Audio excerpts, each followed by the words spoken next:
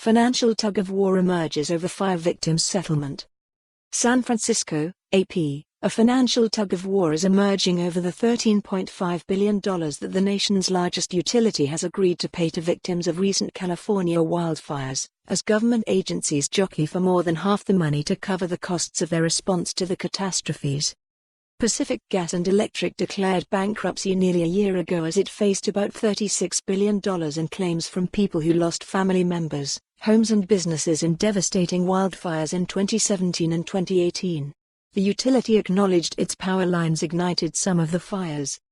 Those claims were settled as part of the $13.5 billion deal that PG&E reached last month with lawyers representing uninsured and underinsured victims. Meanwhile, insurers had been threatening to try to recover roughly $20 billion in policyholder claims that they believe they will end up paying for losses from those fires. PG&E settled with the insurers for $11 billion.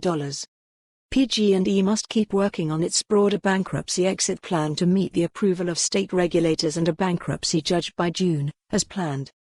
In the meantime, the $13.5 billion settlement leaves open just how much would be used to compensate victims, their lawyers and federal and state agencies for the money they spent on rescue and recovery operations.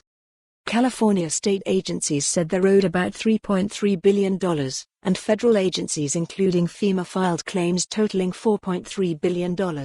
The claims are not related to the $1 billion PG&E agreed in June to pay to 14 local governments to cover damages from wildfires caused by its equipment.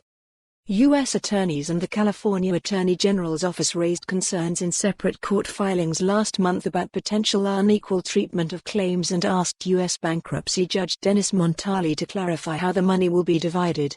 They also urged him to ensure that settlement amounts are governed by neutral and experienced trustees.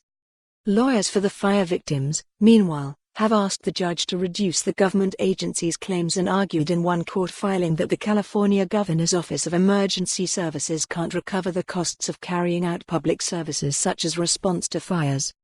Many victims dissatisfied with the settlement say giving money to the government agencies leaves little left to people who are still struggling to rebuild their lives.